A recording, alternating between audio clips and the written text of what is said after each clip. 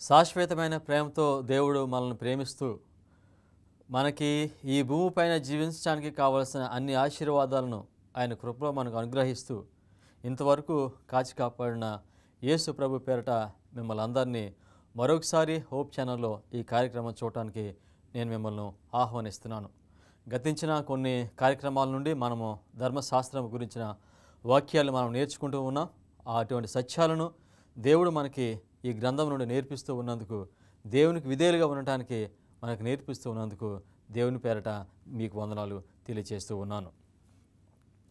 ఈ ధర్మశాస్త్రాన్ని గైకొనటము చాలా కష్టమని, ఇది ఆచరించడానికి ప్రయోజనం లేనివి, ఆచరించడానికి కష్టమైన ఆజ్ఞలను దేవుడు ఇచ్చాడని కొన్ని సందర్భాల్లో కొంతమంది మనుషులు చెప్పడం నేను విన్నాను. ఈరోజు ఈ ధర్మశాస్త్రాన్ని ఎవరు గైకొంటారు, ఈ ధర్మశాస్త్రానికి ఎవరు విధేయత చూపించగలుగుతారు, ఈ ధర్మశాస్త్రాన్ని ఎవరు గైకొనగలుగుతారు అనే విషయాల గురించి మనము ఈ సమయం నందు నేర్చుకుందాం. మొట్టమొదటిగా ఒక వాక్యాన్ని చదువుదాం. యెహెజ్కేలు రాసిన గ్రంథము 36వ అధ్యాయము 27వ వచనం. నా ఆత్మను మీ యందుంచి నా కట్టడలను అనుసరించి వానిగాను నా విధులను గైకొని వానిగాను మిమ్మును చేసేదను. ఏమని చెప్పాడంటే దీనిలో, మీరు నా ఆజ్ఞలను గైకొనటానికి నేను ఏం చేస్తానంటే మీకు నేను పరిశుద్ధాత్మను దయచేస్తాను. అనగా ఏ మనిషి అయితే పరిశుద్ధాత్మతో నిండుకొని ఉంటాడో, పరిశుద్ధాత్మతో ప్రేరేపించబడి ఉంటాడో, పరిశుద్ధాత్మ కలిగి జీవిస్తూ ఉంటాడో ఆ మనిషి మాత్రమే దేవుని యొక్క ఆజ్ఞలను దేవునికి విధేయుడిగా ఉంటాడని వాక్యం ద్వారా చెప్పాడు. సహజంగా ఆ పరిశుద్ధాత్ముడు వచ్చాడు అని అంటే మనుషులు అనుకుంటారు పరిశుద్ధాత్మ రావటం వల్ల భాషలు మాట్లాడటం కాదు. అది భాషలు మాట్లాడటము పరిశుద్ధాత్మని నువ్వు పొందేవు అనడానికి అది ఆధారము కాదు. ఒక మనిషికి పరిశుద్ధాత్ముడు వస్తే ఆ మనిషి మారిపోతాడు. ఇది ప్రాముఖ్యమైనది. ఒక మనిషి మారిపోకుండా అతను పాత జీవితంలోనే ఉంటూ దేవుని మాటకు దేవుని ఆజ్ఞకు విధేయుడిగా ఉంటూ అతను నేను పరిశుద్ధాత్మ కలిగి ఉన్నాను అని చెప్తే అది వాస్తవం కదా, అతను మనం అబద్ధకుడు అని మనము చెప్పాలి. కనుక ఒక మనిషి జీవితంలో దేవుడు పరిశుద్ధాత్మను అనుగ్రహించినప్పుడు ఆ మనిషి మారిపోతాడు. అతను మనసు మారిపోతుంది. అతను గతంలో ఉన్న మనసు అతనికి ఉండదు. గతంలో అతను ఏమైతే చేయలేకపోతున్నాడో మారు మనసు పొందిన తర్వాత, అనగా పరిశుద్ధాత్మ పొందిన తర్వాత వాటిని ఆయన చేయగలుగుతాడు. కనుక పరిశుద్ధాత్మ వచ్చినప్పుడు భాషలతో మాట్లాడటం కాదు, కానీ మనిషి మనసు మారిపోతుందని దీనిలో మనము చూస్తాము. మొదటి సమూయేలు 10వ అధ్యాయము 6వ వచనంలో ఈ మాట చెప్పాడు. యెహోవా ఆత్మ నీ మీదికి బలముగా దిగి వచ్చును, అప్పుడు నీకు క్రొత్త మనసు వచ్చును. ఏమొస్తుందంట? ఒక మనిషికి ఆత్మ వచ్చినప్పుడు క్రొత్త మనసు వస్తుంది.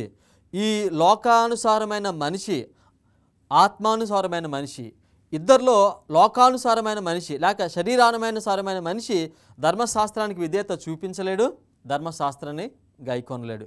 ఏ మనిషి గైకొంటాడంటే ఏ మనిషికైతే క్రొత్త మనసు వస్తుందో ఆ మనిషి గైకొంటాడు. ఏ మనిషికి క్రొత్త మనసు వస్తుందని చెప్పాడు ఇక్కడ.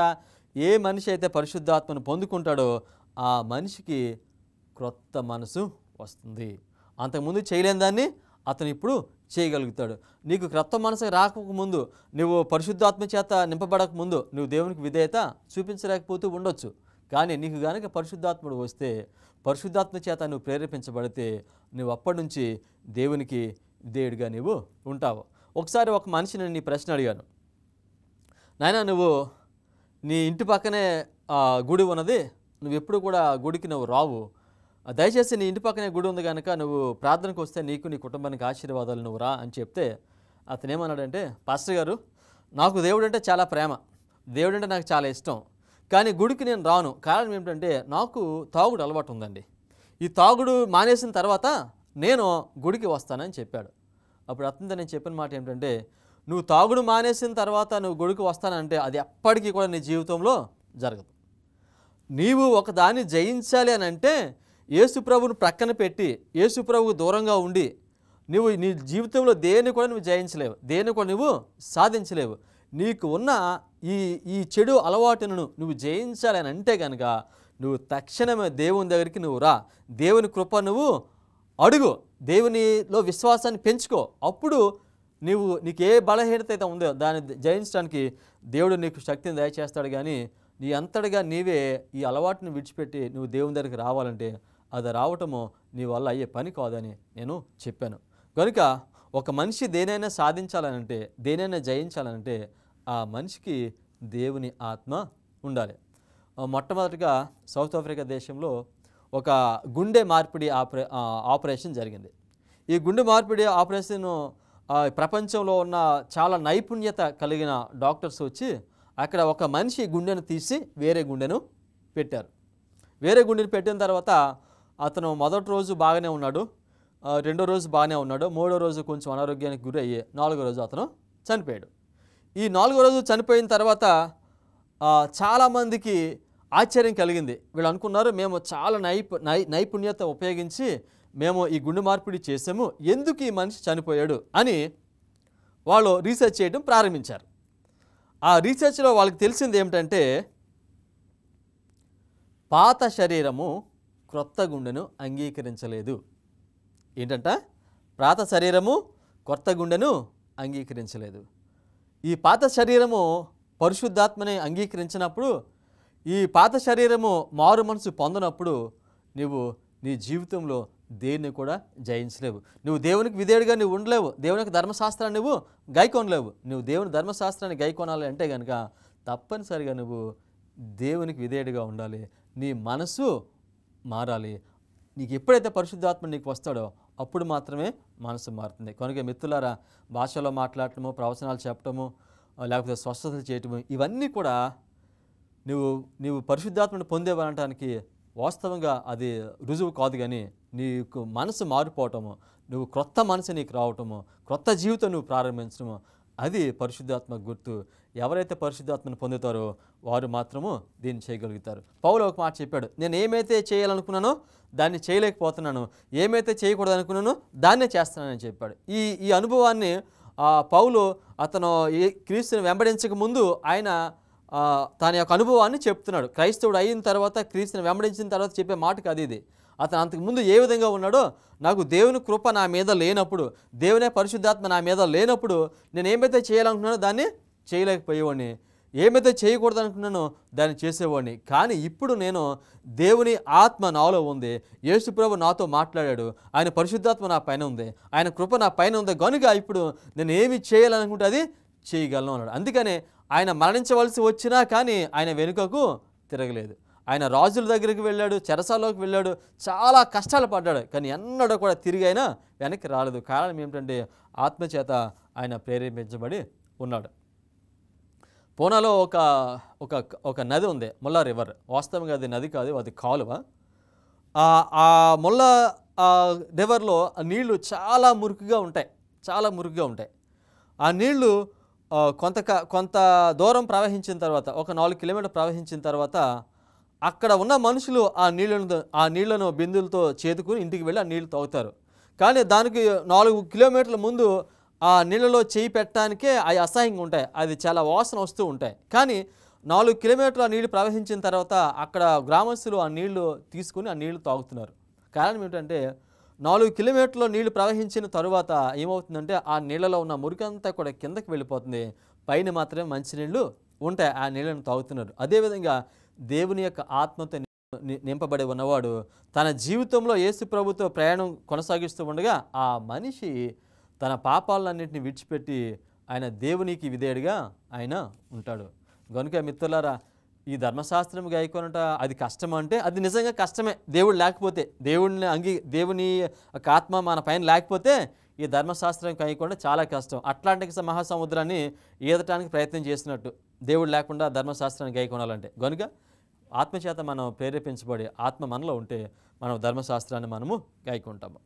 రెండవదిగా ఆత్మ ఉన్నవాడు ధర్మశాస్త్రాన్ని గైకొంటాడు, విధేయత చూపిస్తాడని చెప్పాను. రెండవదిగా రక్షించబడ్డవాడు ధర్మశాస్త్రాన్ని గైకొంటాడు. వాక్యాన్ని చదువుదాం. 1 యోహాను 2వ అధ్యాయము 3వ వచనము.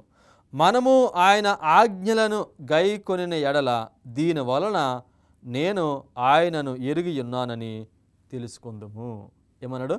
నేను దేవుని ఆజ్ఞలు గైకొనటం వలన నేను ఆయనను ఎరిగి ఉన్నాము అంటే నేను ఆయన రక్షణలో ఉన్నానని తెలుస్తుంది. కనుక రక్షించబడ్డవాడు, నువ్వు రక్షించబడ్డవాడు అని చెప్పడానికి ఆధారం ఏంటంటే దేవునికి విధేయత చూపించడం. కనుక రక్షించబడ్డవాడు మాత్రమే విధేయత చూపించగలడు. రక్షింపబడటానికి ధర్మశాస్త్రం గైకొనటం కాదు. ఇది రక్షించబడ్డవాడు ధర్మశాస్త్రాన్ని మాత్రమే గైకొనగలుగుతాడని మనం చూస్తాం. తర్వాత వాక్యంలో 1 యోహాను 2వ అధ్యాయము 4వ వచనంలో ఆయనను ఎరిగి ఉన్నామని చెప్పుకొనుచు ఆయన ఆజ్ఞలను గైకొననివాడు అబద్ధికుడు. ఆయన ఆజ్ఞలను గైకొననివాడు అబద్ధికుడు. నాకు యేసు ప్రభు తెలుసండి, నాకు చాలా విశ్వాసం ఉందండి, నేను ప్రార్థన చేస్తానండి, నేను ప్రవచనాలు చెప్తానండి, అన్నీ చేస్తానండి అని చెప్తూ దేవుని యొక్క ఆజ్ఞకు గనక అవిధేయత చూపిస్తే అతనంట అబద్ధికుడు అనే మాట ఇక్కడ ఆయన చెప్తున్నాడు. ఒక విషయం జ్ఞాపకం పెట్టుకోండి, రక్షించబడ్డ మనిషి విధేయత చూపించడానికి సాకులు చెప్పడం, ఏ పరిస్థితి అనేది కానివ్వండి, ఆయన ఎటువంటి పరిస్థితుల్లో ఆయన ఉండే, ఎటువంటి కష్టమైన రానివ్వండి, రక్షించబడ్డవాడు దేవునికి విధేయత చూపిస్తాడు. దానియేలు యొక్క జీవిత చరిత్రను మనం చూస్తే రాజు ఒక శాసనం చేశాడు. ఏమని చెప్పాడంటే, ఈ రోజు నుండి 30 రోజులు నాకే ప్రార్థన చేయాలి, ఇంకెవ్వరికి కూడా ప్రార్థన చేయకూడదు. ఒకవేళ ఎవరైనా ప్రార్థన చేస్తే, నాకు కాకుండా వారి దేవుళ్ళకి ప్రార్థన చేస్తే వారిని తీసుకుని వెళ్ళి సింహాల బోనులో వేస్తాము అని ఒక శాసనం చేశాడు. వాస్తవంగా ఈ శాసనము దానియేలు దేవుని దృష్టిలోనూ తర్వాత రాజుగారి దృష్టిలో చాలా ఉన్నతమైన స్థితిలో ఉన్నాడు, చాలా ఘనత పొందుతూ ఉన్నాడు. కనుక తోటివారు ఆయనను చూచి ఆయన వారవలేక ఏమైనా సరే రాజుగారికి ఇతను వ్యతిరేకంగా చేయాలనే ఉద్దేశంతో ఈ శాసనాన్ని చేయించినప్పుడు రాజుగారి శాసనం దానియేలుకు తెలుసు, ఆ రోజు నుండి 30 రోజులు ఆయన రాజుగారికే ప్రార్థన చేయాలి, ఎవరికి ప్రార్థన చేయకూడదు. బైబిల్ గ్రంథంలో మనకు ఆజ్ఞల్లో ఒక ఆజ్ఞ ఉంది కదా, నీ దేవుడైన యెహోవాను నేనే, ఆయన తప్ప మనం ఎవరికి కూడా ఆరాధన చేయకూడదు. అయితే ఇప్పుడు ఈయనకి పరీక్ష వచ్చింది. ఈయన ఇంటికి వెళ్ళిన తర్వాత ఏం చేసాడో తెలుసా, తలుపులు తీసి అందరూ చూచేలాగే ప్రతిరోజు ఏ విధంగా అయితే ప్రార్థన చేస్తాడో అదేవిధంగా రోజుకి 3 సార్లు ఆయన ప్రార్థన చేయటము ప్రారంభించాడు. వెంటనే ఇవి కనిపెట్టుకున్న ఈ మనుషులు వెంటనే రాజుగారికి వర్తమానం పంపించారు. దానియేలుకు తెలుసు, నేను ఈ సమయమునందు నా దేవునికి ప్రార్థన చేస్తే నన్ను వీళ్ళు పట్టిస్తారు, నన్ను సింహాల బోన్లో పడేస్తారు అని దేవునికి సాకు చెప్పొచ్చు. అయ్యా, మరి ఇటువంటి శాసనం వచ్చింది కనుక నేను నీకు ప్రార్థన చేయలేను, నేను కొన్ని రోజులు నేను ప్రార్థన చేయకుండా ఉంటాను అని చెప్పొచ్చు. కానీ ఆయన మీదకి మరణమే వస్తూ ఉన్నప్పటికీ కూడా ఆయన విధేయత చూపించేవాడు కనుక, రక్షణలో ఉన్నవాడు కనుక ఆయన సాకు చెప్పట్లేదు, ఆయన ఆజ్ఞ ప్రకారంగా జీవించడానికి ఆయన ప్రయత్నము చేస్తున్నాడు. కనుక ఇది రెండవదిగా, రక్షించబడ్డవారు ఈ ధర్మశాస్త్రాన్ని గైకొంటారు.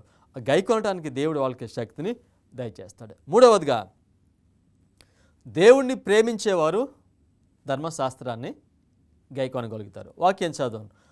2వ యోహాను 6వ వచనము, మనము ఆయన ఆజ్ఞల ప్రకారము నడుచుటయే ప్రేమ. ప్రేమ అంటే ఏమిటంట, మనము ఆయన ఆజ్ఞల ప్రకారము నడవటమే ప్రేమ. ఆజ్ఞలను మనము ఆచరించకుండా, ఆజ్ఞల ప్రకారం మనం జీవించకుండా నేను దేవుణ్ణి ప్రేమిస్తున్నాను అని అంటే ఆయన అబద్ధికుడు అని వాక్యము చెప్తుంది. కనుక ఏ మనిషి అయితే నేను దేవుని ప్రేమిస్తున్నానని చెప్తాడో ఆ మనిషి కనుక దేవునికి విధేయత చూపించకపోతే ఆ మనిషి తన జీవితంలో అతను తప్పిపోయిన వాడిగానే అతను లెక్కించబడతాడు. తర్వాత 4వదిగా, ఏ మనిషి అయితే కృప పొందాడో ఆ మనిషి ఈ ధర్మశాస్త్రాన్ని గైకొంటాడు. కృపలో లేనివాడు, కృపకు దూరంగా ఉన్నవాడు ధర్మశాస్త్రాన్ని ఆయన గైకొనలేడు. అందుకనే నేను ఈ మాటలు చెప్తున్నాను. ఈ ధర్మశాస్త్రాన్ని గైకొనాలంటే, దీనిలోని 10 ఆజ్ఞలు గైకొనాలంటే మనము ఆత్మతో నింపబడి ఉండాలి, రక్షించబడిన వారమై ఉండాలి, మనము దేవుని యందు విధేయత కలిగిన వారమై ఉండాలి, దేవుని ప్రేమిస్తూ ఉన్నవారమై ఉండాలి. ఆఖరిగా ఏ మనిషి అయితే ఈ కృపలో ఉంటాడో ఆ మనిషి మాత్రమే దీనికి విధేయత చూపించగలడు. బైబిల్ గ్రంథంలో ఈ వాక్యం ఉన్నది, నా ఆజ్ఞలు భారమైనవి కావు. అంటే ఈ మాటలో నా ఆజ్ఞలు భారమైనవి కావు అని అంటే, మీరు నాలో ఉంటే అది మీకు భారమైనవి కావు, మీరు కనుక నాలో లేకపోతే ఇవి చాలా భారమైనవి, ఈ చేయడం చాలా కష్టము అని మనకి 1 యోహాను 5వ అధ్యాయము 3వ వచనంలో దేవుడు ఈ మాటలు మనకి చెప్తున్నాడు. పౌలు గారు ఒక మాట చెప్పారు, ఆయన శరీరంలో ఒక ముళ్ళు ఉందంట, ఆ ముళ్ళును తీసివేయమని పదే దేవునికి ప్రార్థన చేస్తూ ఉంటే అప్పుడు ఆయనకిచ్చిన సమాధానం ఏమిటంటే, నా కృప నీకు చాలును అనే మాట చెప్పారు. నువ్వు అడిగిన దాన్ని నేను తీసివేస్తానని చెప్పలా. నా కృప నీకు చాలును అంటే ఈ రోజు నుండి నీకు ఏ శ్రమ వచ్చినా, ఏ కష్టం వచ్చినా, ఏదొచ్చినా సరే నా కృప నీకు తోడుగా ఉంటుంది, వాటిని నువ్వు చేయగలుగుతావు, చేయడానికి సామర్థ్యాన్ని ఇస్తున్నానని చెప్పాడు. కనుక దేవుడు మనతో ఉంటే మనం ఆజ్ఞలను మనము గైకొనగలము. తర్వాత ఫిలిప్పీయులకు రాసిన పత్రిక 4వ అధ్యాయం 3వ వచనంలో, నన్ను బలపరచువాని యందే నేను సమస్తమును చేయగలను. నన్ను ఎవరైతే బలపరుస్తున్నారో వారు ఏందంటే యేసు ప్రభు మనల్ని బలపరుస్తున్నాడు కనుక ఆయన యందు మనము చేయగలం. యేసు ప్రభు లేకుండా, యేసు ప్రభు బయట ఉండి ఈ ధర్మశాస్త్రాన్ని గైకోవటానికి ప్రయత్నం చేస్తే అటువంటి వారి గురించి చెప్తున్నాడు. మీరు నీతిమంతులుగా ధర్మశాస్త్రం అనుసరించి నీతిమంతులుగా ఉండటానికి మీరు ప్రయత్నం చేస్తుంటే కనుక అటువంటి వారు క్రీస్తులో నుండి కొట్టివేయబడతారు. కనుక ధర్మశాస్త్రము వలన, దాన్ని అనుసరించడం వలన, దానికి విధేయులుగా ఉండటం వలన మనము రక్షించబడము, కానీ మనము రక్షించబడ్డ తర్వాత వాటిని మనము గైకొంటాము. ఈరోజు ఈ వాక్యాన్ని మనం నేర్చుకుంటున్నాము. ఏ మనిషి అయితే ఆత్మతో నింపబడి ఉంటాడో అతను ధర్మశాస్త్రాన్ని గైకొంటాడు. ఏ మనిషి అయితే రక్షణలో ఉంటాడో అతను ధర్మశాస్త్రాన్ని గైకొంటాడు. అదేవిధంగా ప్రేమ కలిగిన వాడు కృప పొందిన వాడు చేస్తాడు. ఆఖరిగా మనము కొన్ని విషయాలు నేర్చుకుందాం. ఈ ధర్మశాస్త్రానికి విధేయతగా ఉంటే దేవుడు మనకి ఏ ఆశీర్వాదాలు ఇస్తాడు. మొట్టమొదటి ఆశీర్వాదం కీర్తన 119వ అధ్యాయం 99వ వచనంలో ఈ మాట చెప్పాడు. శాసనములను నేను ధ్యానించుచున్నాను గనుక నాకు విశేష జ్ఞానము కలదు అని చెప్పాడు. శాసనములు అంటే ఆజ్ఞలను నేను ధ్యానించుచున్నాను కనుక నాకు విశేష జ్ఞానము కలదు. ఇశ్రాయేలీలు ఐగుప్తు దేశం నుండి బయలుదేరిన తర్వాత కేవలము వాగ్దానం చేయబడిన భూమికి ఇద్దరు మాత్రమే వెళ్ళారు. కారణం ఏమిటంటే వారు చాలా తరచుగా దేవుడు వారికి ఇచ్చిన ఆజ్ఞలను వారు మీరుతూ ఉన్నారు. అందుకనే వాళ్ళతో ఈ మాట చెప్పాడు, నా జనులు జ్ఞానము లేని వారై నశించుచున్నారు అని హోషేయ 4వ అధ్యాయం 6వ వచనంలో చెప్పాడు. కనుక ఒక మనిషి ఈ దేవుని యొక్క ధర్మశాస్త్రాన్ని, ఈ శాసనములను అవి గైకొంటూ ఉన్నప్పుడు ఆ మనిషికి దేవుడు జ్ఞానం ఇస్తాడు. ఏది మంచో, ఏది చెడు, ఏది చెయ్యాలో, ఏది చేయకూడదో, ఏది ఆలోచించాలో, ఏది ఆలోచించకూడదో సమస్తమైన జ్ఞానాన్ని దేవుడు మనుషులకి ఇస్తాడు. ఎప్పుడు? నువ్వు ధర్మశాస్త్రాన్ని అనుసరించి నడిచినప్పుడు, అనగా నువ్వు ధర్మశాస్త్రానికి విధేయత చూపించినప్పుడు. తర్వాతగా నెమ్మది కలుగును అని చెప్పాడు. నీ ధర్మశాస్త్రము ప్రేమించు వారికి ఎంతో నెమ్మది కలుగును. శాంతి సమాధానంతో మనిషి ఉండాలంటే అతనికి దేవుని బయట శాంతి సమాధానం లేదు. నువ్వు ఎంతైనా సంపాదించుకో, నువ్వు ఎంతైనా తిను, నువ్వు ఎంత ఉన్నతమైన వాడి అయినా నువ్వు ఉండు, కానీ నీకు పరిపూర్ణమైన శాంతి సమాధానం కలగాలి అంటే నువ్వు దేవునికి విధేయుడిగా పరిపూర్ణమైన విధేయత చూపించడం వలనే నీకు శాంతి సమాధానం కలుగుతుంది. ఈ రోజుల్లో ఈ శాంతి లేక మనుషులు ఈ శాంతి కొరకు చాలా లక్షల డబ్బును వైద్యుల కొరకు వారు హెచ్చిస్తూ ఉన్నారు. కానీ నేను మీకు ఇచ్చే సూత్రం ఏమిటంటే, మీకు శాంతి సమాధానం కావాలంటే దేవుని వాక్యానికి విధేయులుగా ఉండండి. మీరు ఏ వాక్యం అయితే వింటున్నారో, మీరు ఏ వాక్యాన్ని అయితే చదువుతున్నారో, ఏ వాక్యాన్ని అయితే అర్థం చేసుకుంటున్నారో దానికి విధేయులుగా ఉండటానికి మీరు ప్రయత్నం చేస్తే మీ హృదయంలో ఈ సంతోషము, సమాధానము, ఆనందము పొంగి పొర్లుతూ ఉంటూ ఉంది. కనుక నీకు సమాధానం వచ్చినప్పుడు నువ్వు ఎటువంటి పరిస్థితిలో ఉన్నా, నువ్వు క్లిష్టమైన పరిస్థితుల్లో వెళ్తున్నా, కష్టమైన పరిస్థితుల్లో వెళ్తున్నా, నువ్వు దేనిలో వెళ్తున్నా నీకు దేవుడు శాంతిని అనుగ్రహిస్తాడు. కనుక మిత్రులారా, దేవుని యొక్క ధర్మశాస్త్రాన్ని గైకొనటం వల్ల రెండవదిగా చెప్పాడు నెమ్మది కలుగుతుందని చెప్పాడు. తర్వాతగా ఈ వాక్యం నాకు చాలా ఇష్టం. యోహాను సువార్త 7వ అధ్యాయం 17వ వచనంలో మాట చెప్పాడు, సత్యమును గూర్చిన జ్ఞానం ఇస్తానని చెప్పాడు. ధర్మశాస్త్రం గైకొనే వారికి ఏమిస్తాడంట? సత్యమును గూర్చిన జ్ఞానం. బైబిల్ గ్రంథము మనం చదివినప్పుడు, మన దేవునికి విధేయులుగా ఉండి మన దేవుని మీద ఆధారపడి మనం చదివినప్పుడు మనకి బైబిల్ గ్రంథాన్ని అర్థం చేసుకునే జ్ఞానం దేవుడు మనకి ఇస్తాడు. కొన్ని సూత్రాలను, కొన్ని సిద్ధాంతాలను బైబిల్లో గ్రంథం చదివినప్పుడు వాటిని మనుషులు అపార్థం చేసుకుని రక్షణను వారు అపార్థం చేసుకుంటూ ఉన్నారు. కనుక ఇక్కడ చెప్తున్నాడు, ఏ మనిషి అయితే ధర్మశాస్త్రాన్ని గైకొంటాడో ఆ మనిషికి నేను సత్యమును కూర్చిన జ్ఞానము ఇస్తాననే మాట చెప్పాడు. తర్వాతగా అన్నాడు, మీలో పేదవారు ఉండరని చెప్పాడు. మీలో ఈ దేవునికి విధేయత చూపించడం వల్ల మీలో పేదవారు ఎవరో కూడా ఉండరు. తర్వాత అన్నాడు, మీకు దీర్ఘాయువు సుఖజీవము కలుగునని చెప్పాడు. ఈ ధర్మశాస్త్రం అనుసరించడం వల్ల మీకు దీర్ఘాయు సుఖజీవనం అంటే నీకు దేవుడు ఎంత ఆయుష్ అయితే ఇచ్చాడో అంతకాలం నీవు సంతోషము సమాధానంతో నీవు జీవిస్తావు. నీ వయసు కంటే ముందు నువ్వు చనిపోవాల్సిన అవసరము ఉండదు. నీకు ఆరోగ్యాన్ని కూడా ఇస్తానని దేవుడు చెప్తున్నాడు. తర్వాతగా విస్తారమైన ఆశీర్వాదాలు నీకంటే నీ కుటుంబంలో నీ గృహంలో నీకే కుదువ లేకుండా సమస్తము సమకూడి నీకు దేవుడు అనుగ్రహిస్తాడు. విస్తారమైన ఆశీర్వాదాలు ఇస్తానని చెప్పాడు. కనుక మిత్రులారా, ఈరోజు వింటున్న ఈ వాక్యంలో మనం నేర్చుకుంటున్నాము, దేవుడు ధర్మశాస్త్రాన్ని మనకి ఇచ్చాడు. ఈ ధర్మశాస్త్రాన్ని గైకొనటం వల్ల మనం రక్షణ పొందం. కానీ మనం రక్షణ ఎప్పుడు పొందుతామంటే దేవుని యందు విశ్వాసం కలిగి దేవునికి విధేయత మనం చూపించినప్పుడు ఈ రక్షణను మనం పొందుతాము. రక్షణ పొందిన తర్వాత మనం దేవుని యొక్క ఆజ్ఞలను మనము గైకొంటాము. కనుక ఒక మనిషి ఆజ్ఞలు గైకొనాలంటే ఆయన సొంత జ్ఞానం చేత సొంత శక్తి చేత అతను గైకొనడానికి ప్రయత్నం చేస్తే అతను ఓడిపోతాడు. తర్వాత ఒకవేళ ధర్మశాస్త్రాన్ని గైకొనకపోతే ఏమవుతుందో ఆయన మాట చెప్పాడు, మీరు నా ధర్మశాస్త్రాన్ని గైకొనట్లేదు కనుక నేను మీ పిల్లలను నేను విడిచిపెడతానని చెప్పాడు. మీరు నా ధర్మశాస్త్రం గైకొనలేదు కనుక మీరెవరో నాకు తెలియదని చెప్తానని మత్తయి సువార్త 7వ అధ్యాయము 23వ వచనంలో చెప్తాడు. అయ్యా మేము అద్భుతాలు చేసాము, మేము మనుషుల్ని స్వస్థపరిచాము, మేము దెయ్యాలను వెళ్ళగొట్టాము, ఇవన్నీ చేసామని చెప్తే అని అంటాడు ఆయన. అక్రమము చేయవారులారా నా యొద్ద నుండి పొండి. అంటే అక్రమం అంటే ఆజ్ఞ అతిక్రమమే పాపము. ఆజ్ఞను అతిక్రమించిన వాళ్ళారా నా యొద్ద నుండి పొండి అని దేవుడు వారితో చెప్తున్నాడు. కనుక ధర్మశాస్త్రం ఎంత ఉన్నతమైనదో మనం గతించిన కొన్ని కార్యక్రమాల నుంచి మనం నేర్చుకుంటూ ఉన్నాం.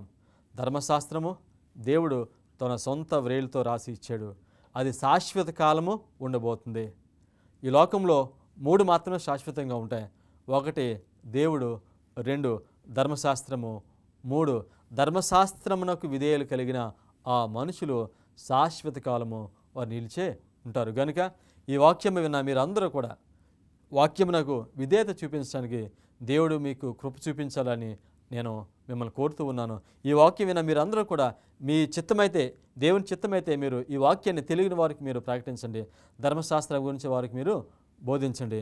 దేవుడు మిమ్మల్ని బహుగా దీవిస్తాడు. కనుక ఈ మాటల చేత దేవుడు మిమ్మల్ని ఆశీర్వదించాలని, మిమ్మల్ని దీవించాలని నేను కోరుతూ ఉన్నాను. ధర్మశాస్త్రము శాశ్వతమైనది.